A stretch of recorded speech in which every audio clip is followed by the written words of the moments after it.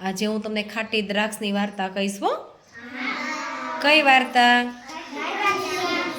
હા, ખાટી દ્રાક્ષ. સરસ. એક દિવસ છે ને ભૂખ્યું શિયાળ દ્રાક્ષના બગીચામાં જઈ પહોંચ્યું. શિયાળ હતું ને એને ભૂખ લાગી હતી ને તો એ ક્યાં ગયું? દ્રાક્ષના બગીચામાં. પછી વેલા ઉપર દ્રાક્ષની લૂમો લટકતી જોઈ. હોય ને વેલા દ્રાક્ષના, તો એમાં શું હોય?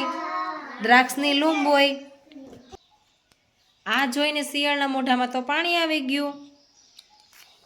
મોઢું ઊંચું કરીને દ્રાક્ષ લેવાની કોશિશ કરી એણે. આમ મોઢું ઊંચું કર્યું અને દ્રાક્ષ લેવાની કોશિશ કરી, પણ દ્રાક્ષ એમ આવે એ તો બહુ ઊંચી હતી, પણ તે સફળ થયું નહીં. દ્રાક્ષ બહુ જ ઊંચી હતી. દ્રાક્ષ તો આમ બહુ ઊંચી વેલા ઉપર હતી ને એટલે એ સફળ ન થયું, એનાથી લેવાણી નહીં. તેને લેવા માટે શિયાળ વારંવાર ઉછળકૂદ કરતું હતું.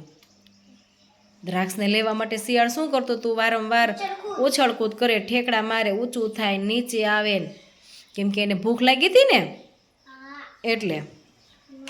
પણ તે દ્રાક્ષ સુધી પહોંચી શક્યું નહીં. પણ તોય દ્રાક્ષ સુધી તો પહોંચ્યું જ નહીં. જ્યાં સુધી તે થાકી ન ગયું ને ત્યાં સુધી ઉછળકૂદ કરતું રહ્યું. પછી જ્યાં સુધી એને થાક ન લાગ્યો ને ત્યાં સુધી ઉછળકૂદ કરતું જ રહ્યું, કૂદકા મારવા માંડ્યું એ. પણ તોય દ્રાક્ષ તો લેવાણી જ નહીં. આખરે તે થાકી ગયું અને ઉછળકૂદ કરવાનું બંધ કરી દીધું.